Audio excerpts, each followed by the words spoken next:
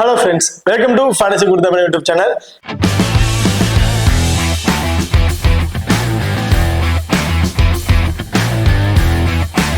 நீங்க நம்ம சேனலை சப்ஸ்கிரைப் பண்ணலைன்னா மறக்காம சப்ஸ்கிரைப் பண்ணிக்கங்க. அப்படியே பக்கத்துல பெல் ஐகான் டச் பண்ணி ஆள கொடுங்க. நாங்க போடக்கூடிய வீடியோக்கள் எல்லாமே உடனுக்குடன் பாருங்க. இன்னைக்கு நம்ம இந்த வீடியோல ஸ்ரீலங்கா நியூசிலாந்து இவங்க ரெண்டு பேருக்கும் இடையில நடக்கிற ரெண்டாவது ஓடிஐ மேட்சை பத்தி தான் பார்க்க போறோம். ஸோ இந்த பர்டிகுலர் மேட்சோட ஒரு சின்ன ப்ரிவியூ வீடியோ தான் பார்க்க போறோம். இந்த வீடியோவை கடைசி வரைக்கும் ஸ்கிப் பண்ணாம பாருங்க.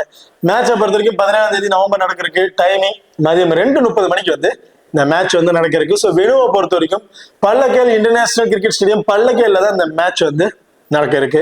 இப்போ இந்த பல்லக்கேலோட பார்ப்போம். இந்த பல்லக்கேல் பிச்சை பொறுத்த வரைக்கும் ரெண்டு பேருக்கு ஈவனா தான் இருக்கு அப்படின்னு சொல்லியிருக்காங்க. அதாவது ஃபாஸ்ட் பவுலர்ஸா இருக்கட்டும், பேட்ஸ்மேன் பவுலர்ஸ் அண்ட் பேட்ஸ்மேன் ரெண்டு பேருக்கும் ஒரு ஈக்குவல் ஃப்ரெண்ட்லியா தான் இருக்கும் அப்படிங்கிறத சொல்லியிருக்காங்க. ஸ்டார்டிங்ல பேட் பண்ணும்போது அந்த பவர் பிளேல ஃபாஸ்ட் பால்ஸ் நல்லாவே டாமினேட் பண்றதுனால கொஞ்சம் ஸ்ட்ரகிள் ஆகிறதுக்கான வாய்ப்புகள் இருக்கு. அதை அப்படியே கணிச்சு பிளே பண்ண ஆரம்பிச்சிட்டாங்க. அவங்களோட பேட்டிங் ஆர்டர்ல அவங்க கொண்டு வர ஆரம்பிச்சிட்டாங்கன்னா ஹையஸ்ட் ஸ்கோர் போறதுக்கான வாய்ப்புகள் இருக்கு. இந்த வெனுல டாஸை வின் பண்ற டீம் செகண்டா பேட் பண்ணும்போது அதிகமா வின் பண்ணிருக்காங்க. ஸோ ஃபர்ஸ்ட் பவுல் பண்ணும்போது ஒரு பர்டிகுலர் ஸ்கோர்ல சொல்லிட்டாங்க. செகண்டா பேட் பண்ணும்போது கொஞ்சம் ஈஸியா வின் பண்றதுக்கான வாய்ப்புகள் இருக்கு. ஓகே, இப்போ நீங்க நம்ம டெலிகிராம் சேனல் ஜாயின் பண்ணீங்கன்னா மறக்காம ஜாயின் பண்ணிக்கிங்க. லாஸ்ட் ஆஃப் அன் ஓவர்ல grand league and small league ஒரு டெமோ டீம் கொடுக்குறோம். அந்த டீம்ல உங்க தோந்தாக்குல பிளேயர்ஸா இருக்கட்டும் அல்லது கேப்டன் அண்ட் வைஸ் கேப்டன் ஆகட்டும் சேஸ் பண்ணி பிளே பண்ணி பாருங்க. ரொம்ப ஒரு பெஸ்ட் ஆப்ஷனா இருக்கும். அது மட்டும் இல்லாம நம்ம டெலிகிராம் சேனல்ல லாஸ்ட் ஆஃப் அன் ஓவர்ல ஸ்போர்ட்ஸ் ஆப்ல இருக்க பாப் ஆப்ஷனா இருக்கட்டும், குபேரா ஃபேண்டசி ஆப்ல இருக்க டியோ ஆப்ஷனா இருக்கட்டும், அது ரெண்டுக்குமே நாங்க யாரை ட்ரை பண்றோமோ அதே ஆப்ஷன் வச்சு நாங்க டெலிகிராம்ல கொடுத்துட்டு இருக்கோம். ஸோ மறக்காம நம்ம டெலிகிராம் சேனல் ஜாயின் பண்ணிக்கங்க. டிஸ்கிரிப்ஷன்ல லிங்க் இருக்கு. அடுத்த வெனு ரெக்கார்டு பார்ப்போம். ஸோ இந்த வெனுவை பொறுத்த வரைக்கும் ஓவராலா மொத்தம் 40 மேட்ச் பிளே பண்ணியிருக்காங்க. அதுல பேட் ஃபர்ஸ்ட் பண்ணவங்க 16 மேட்சும், பேட் செகண்டா பண்ணவங்க 24 மேட்சும் வின் பண்ணிருக்காங்க. கிட்டத்தட்ட பேட் ஃபர்ஸ்ட் பண்ணவங்களோட செகண்ட் பண்ணவங்க 10 ஒரு 14 மேட்ச் அதிகமா தான் வின் பண்ணிருக்காங்க. இந்த வெனோட ஆவரேஜ் ஸ்கோர் பாத்தீங்கன்னா 252 அப்படிங்கிற அடிச்சிருக்காங்க. ஹையஸ்ட் ஸ்கோர் பொறுத்தவரைக்கும் ஸ்ரீலங்கா 381 ரன் அப்படிங்கிற அடிச்சிருக்காங்க. 3 விக்கெட் இழப்புக்கு இந்த வெனுல நல்ல ரெக்கார்ட் வச்சிருக்காங்க ஸ்ரீலங்கா பொறுத்த வரைக்கும். லோவஸ்ட் ஸ்கோர் ஜிம்பாப்வே 70 ரன்னுக்கே பாத்தீங்கன்னா ஆல் அவுட் ஆயிருக்காங்க. ஓகே, இப்ப அடுத்ததான் இந்த வெனு ரீசென்ட் ஃபார்மேஷன்ல யாருக்கு ஃபேவரபா இருக்கு அப்படிங்கறது பார்ப்போம்.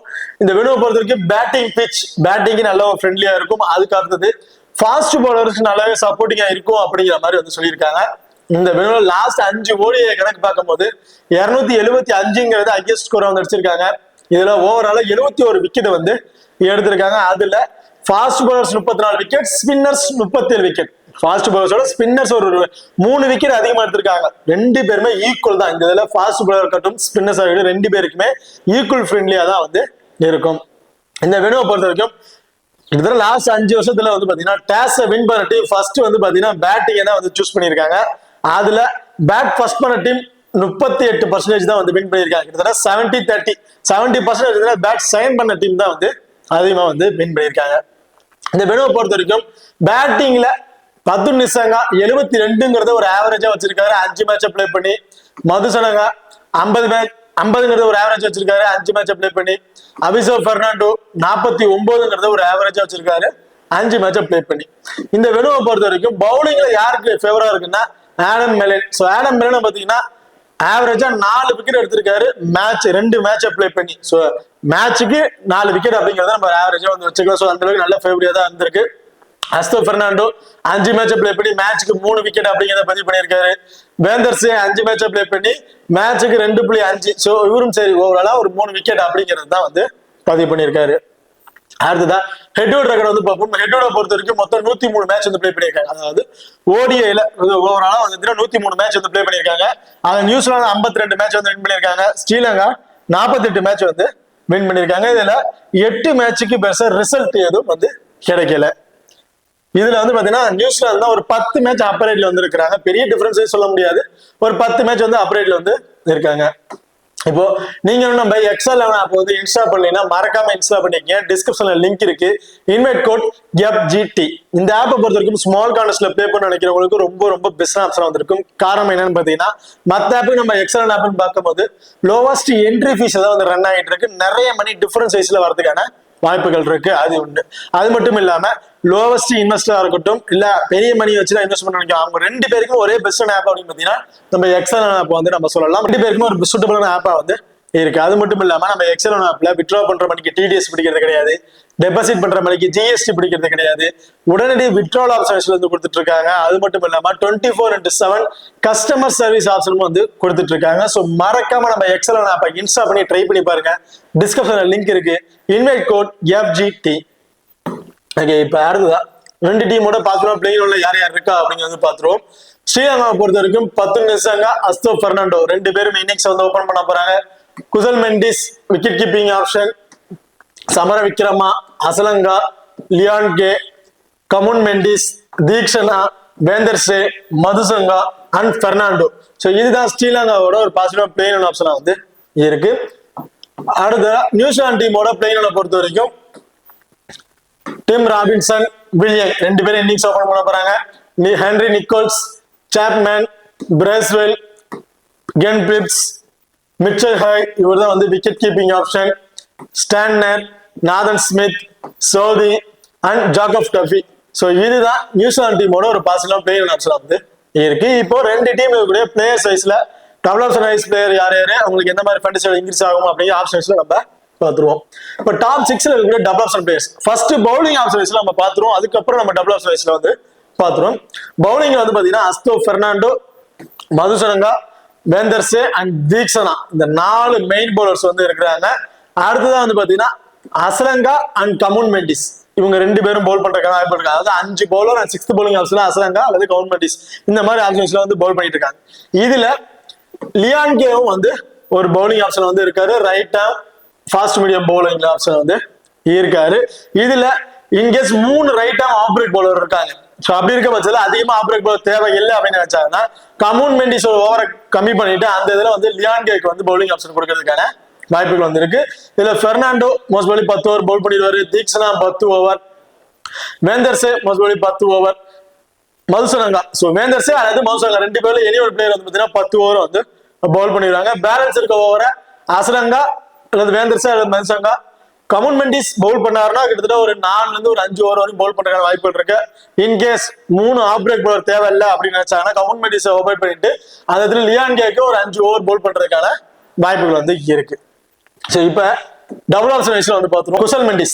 Kusal Mendis wicket keeping option வந்து பண்ணிக்கிட்டு இருக்காரு. சோ போத் இன்னிங்ஸ்லயும் ஒரு இம்பார்ட்டன்ட் பிளேயரா தான் வந்து இருப்பாரு. ரீசன்ட் ஃபார்ம் வைஸ்ல அவர் ப்ளே பண்ண எல்லா மேட்ச்லயுமே ட்ரீட் பண்ண வந்திருக்காரு. இந்த வெனுல பேட்டிங்ல இருந்து ஆவரேஜா விட்டு நம்ம ஒரு 35+ ரன் வரைக்கும் எதிர்பார்க்கலாம். ஓவரால் ஒரு 40+ ஃபேண்டசி பாயிண்ட் அப்படிங்கிறது பேட்டிங்ல இருந்து கிடைக்கிறதுக்கான வாய்ப்புகள் இருக்கு. அண்ட் விக்கெட் கீப்பிங்ல கிடைக்கக்கூடிய ஒரு 25ல இருந்து ஒரு 30+ ஃபேண்டசி பாயிண்ட் நம்ம ஓவரா 25+ ஃபேண்டசி பாயிண்ட் வச்சுக்குவோம். டீம்ல கூடிய ஒரு 4 இவட்டு வந்து பாத்தீங்கன்னா ஓவராலா ஒரு 70ல இருந்து ஒரு 75+ ஃபேண்டசி பாயிண்ட் கிடைக்கிறதுக்கான வாய்ப்புகள் வந்து இருக்கு. கமுன் மெண்டிஸா குசல் மெண்டிஸா பொறுத்த வரைக்கும். அதுதான் அசலங்கா.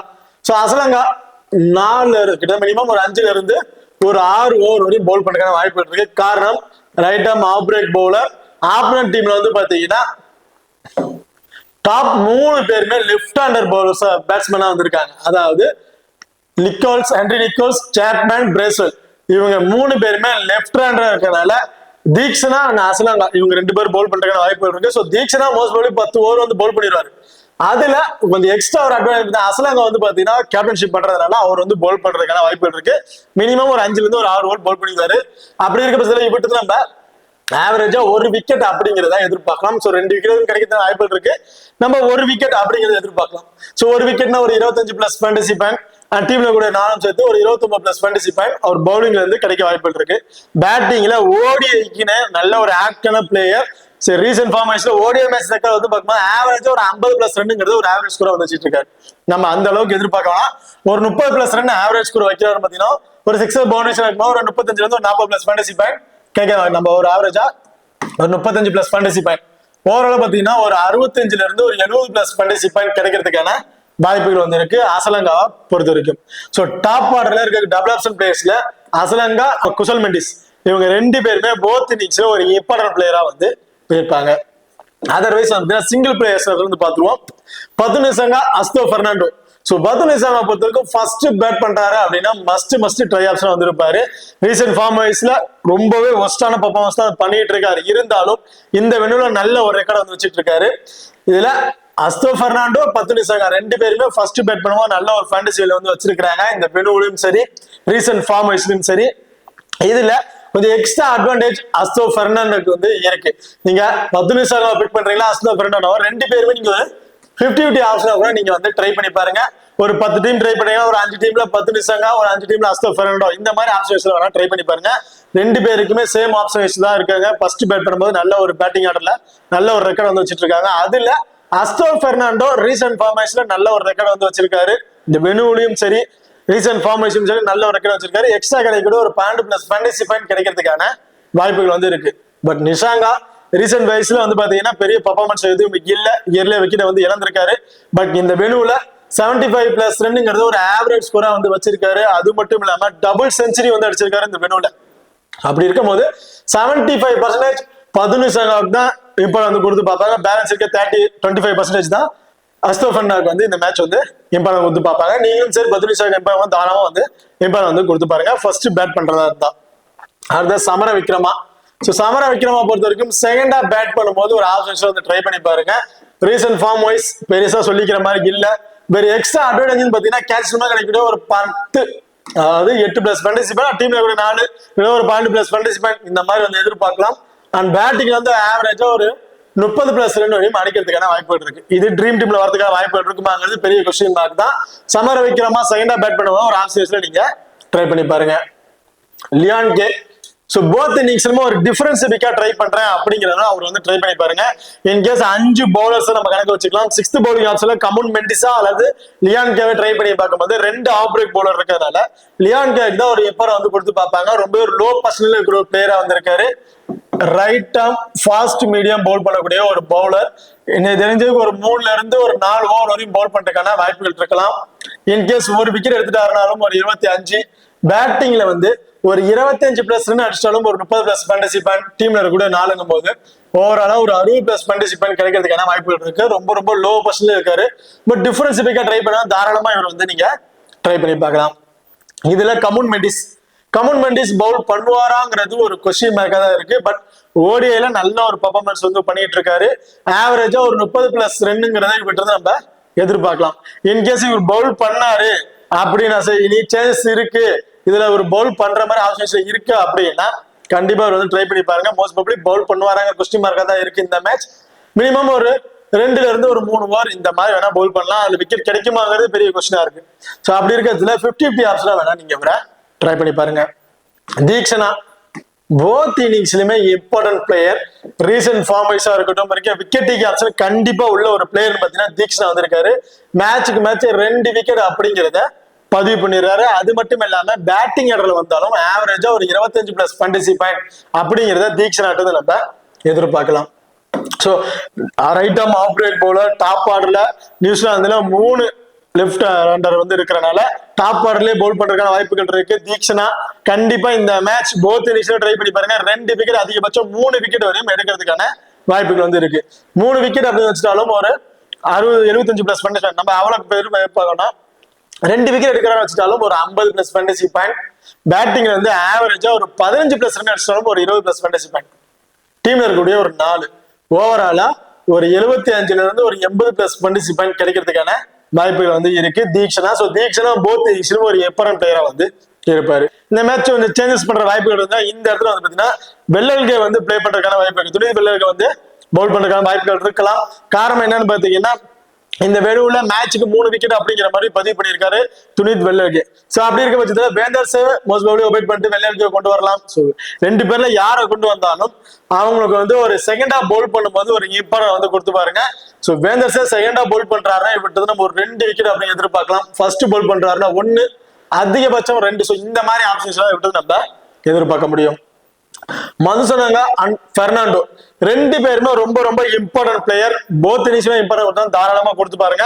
பர்டிகுலரா ஃபர்ஸ்ட் பவுல் பண்றாங்க அப்படின்னா மஸ்ட் ட்ரை ஆப்ஷன் வந்திருப்பாங்க. காரணம் இந்த 2 பேரும் தான் டெத் ஓவர்ல பவுல் பண்றதுக்கான ஆப்பர்ச்சுனிட்டி உள்ள ஒரு பிளேயரா வந்து இருக்காங்க. மதுசனங்க அண்ட் அஸ்தோ பெர்னாண்டோ 2 பேருமே டெத் ஓவர் கடைசி ஓவர்ல வந்து இவங்க தான் வந்து பவுல் பண்ணுவாங்க. சோ அப்படி இருக்க பட்சத்துல ஸ்டார்டிங் அந்த பவர் பிளேல 1 or 2 விக்கெட் எடுத்துட்டாங்க அப்படின்னா கடைசி அந்த டெத் ஓவர்ல எல்லா பாலும் அடிச்சு ஆடணும் அப்படிங்கிற மைண்ட்ல பிளே பண்ணும் போது கடைசி அந்த டெத் ஓவர்ல கூட 2 விக்கெட் வரையும் கிடைக்கிறதுக்கான வாய்ப்புகள் இருக்கு. இதுல அஸ்தோ பெர்னாண்டோ மேட்சுக்கு போத் இன்னிங்ஸ்லயுமே ஒரு 3 விக்கெட் அப்படிங்கறத எதிர்பார்க்கலாம். மதுசனாங்க லாஸ்ட் மேட்ச் நல்ல ஒரு பர்ஃபார்மன்ஸ் பண்ணியிருந்தாரு. ஸோ அந்த வெனு வேற இந்த வெனு வேற அப்படிங்கிறதுனால இந்த மேட்ச் ஃபர்ஸ்ட் பவுல் பண்றாங்கன்னா இவங்க நம்ம 2 அதிகபட்சம் 3 விக்கெட் வரைக்கும் எதிர்பார்க்கலாம். இன்கேஸ் செகண்டா பவுல் பண்றாங்கன்னா 2 விக்கெட் ஆப்ஷன்ஸ்ல இவர்கிட்ட நம்ம எதிர்பார்க்கலாம். ஸோ இவங்க 2 பேருமே போத் இன்னிங்ஸ்லுமே நீங்க இப்போ தாராளமா வந்து கொடுத்து பாருங்க.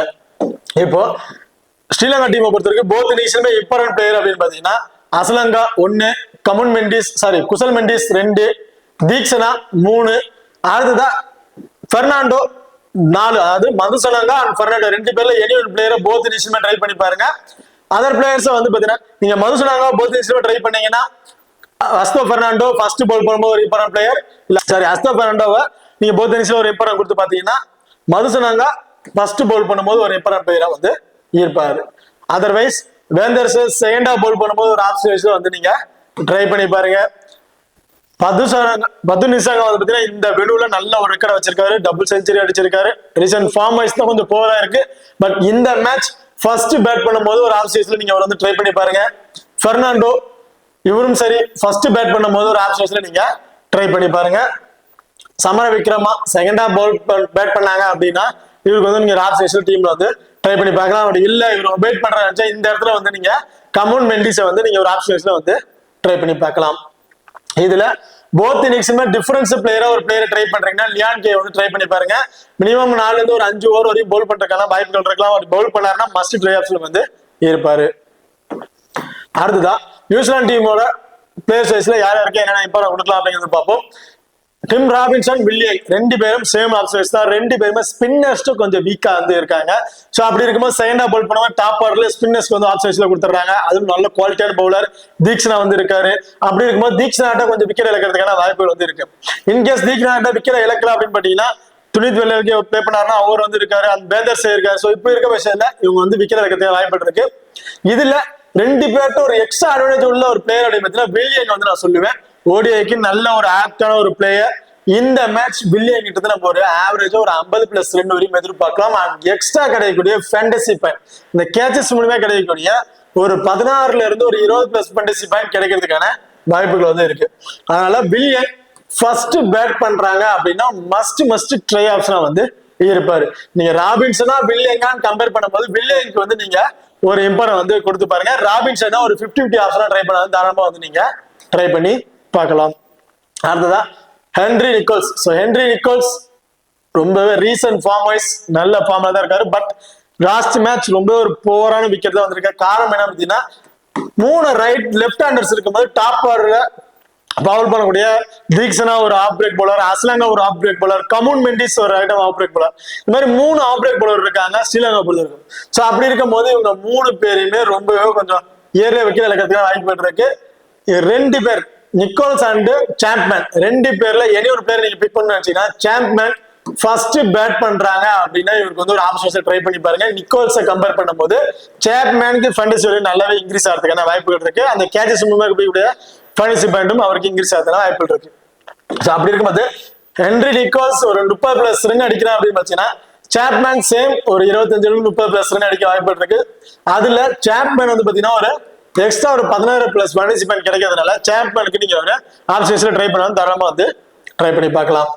இதுல பிரேஸ்வெல், கன் பிலிப்ஸ் 2 பேருமே போத் இன்னிங்ஸ்லுமே ஒரு இம்பார்ட்டன்ட் பிளேயரா வந்து இருப்பாங்க. இதுல பிரேஸ்வெல் அவரோட 10 ஓவருமே வந்து பவுல் பண்ணிடுவாரு. கன் பிலிப்ஸ் வந்து பாத்தீங்கன்னா மினிமம் ஒரு 3ல இருந்து ஒரு 4 ஓவர் வரையும் பவுல் பண்றதுக்கான வாய்ப்புகள் வந்து இருக்கலாம்.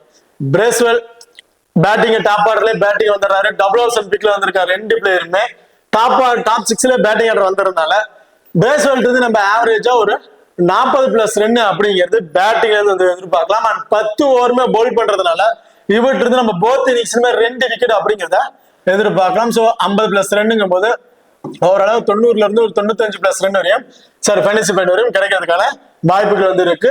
ஸோ பிரேஸ்வெல் போத் இன்னிங்ஸ்ல ஒரு இம்பார்ட்டன்ட் பிளேயரா வந்து இருப்பாரு. இதுல கிளென் பிலிப்ஸை பொறுத்த வரைக்கும் செகண்டா பவுல் பண்றாங்க அப்படின்னா இவர் வந்து பாத்தீங்கன்னா ஒரு விக்கெட் அப்படின்னு எடுக்கிறதுக்கான வாய்ப்புகள் இருக்கு. அண்ட் பேட்டிங்ல வந்து ஓவராலா ஒரு 35+ ஃபேண்டசி பாயிண்ட் அப்படிங்கிறத எதிர்பார்க்கலாம். ஒரு ஆவரேஜா ஒரு 60ல இருந்து ஒரு 65+ ஃபேண்டசி பாயிண்ட் அப்படிங்கிறது கிடைக்கிறதுக்கான வாய்ப்புகள் இருக்கு. கிளென் பிலிப்ஸ் என்னை பொறுத்த வரைக்கும் பிரேஸ்வெலும் கென் பிலிப்ஸும் போத் இன்னிங்ஸ்ல ஒரு இம்பார்ட்டன்ட் பிளேயரா வந்து இருப்பாங்க.